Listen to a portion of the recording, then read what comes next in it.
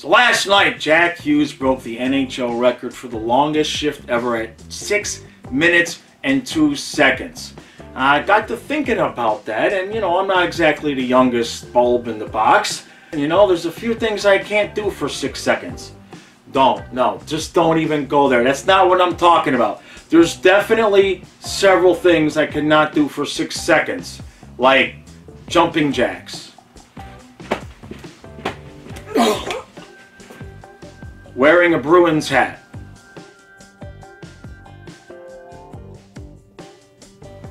using a brand new chainsaw without breaking it,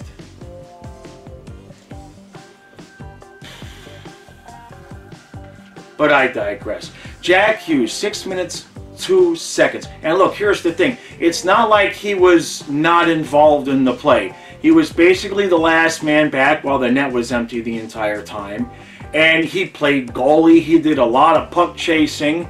And as the time wore on, as it got closer, he did try to get a little bit of offensive involvement. Only problem is it didn't work out for him. That would have been a real shame. That would have been such a big story had they been able to get a goal or two, or maybe even if he had been able to score. But the biggest thing here is that, sometimes when you get what you pay for, you know what I mean? But it's not always a guarantee when you take that guy with the top pick in the NHL draft, in any draft. But Hughes has definitely been 100% as advertised. The guy is not just a good guy off the ice, but on the ice, he's obviously a big part of why the Devils are in first place right now. And they don't show any real signs of slowing down.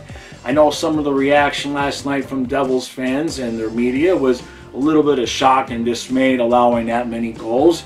But look, everybody's going to put in a stinker every once in a while. And when you've got players that are willing to lay it out there for 6 minutes straight, you're going to win a lot of hockey games. It's not a mistake while the Devils are in first place. That's for damn sure.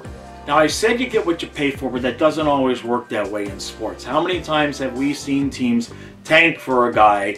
You take him first, you think it's going to save the franchise, and then all sorts of problems can happen, right? They get hurt, they have off-the-field issues.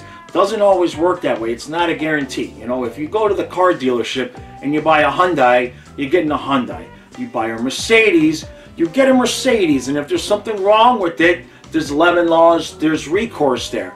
You take a guy first. If he doesn't work out, if you buy a Mercedes in sports and he turns into a Hyundai, it's just tough luck, and you have to try to trade him for a Yugo. And even though I'm not a Devils fan, I'm kind of enjoying the fact that they've taken off and become so good so fast.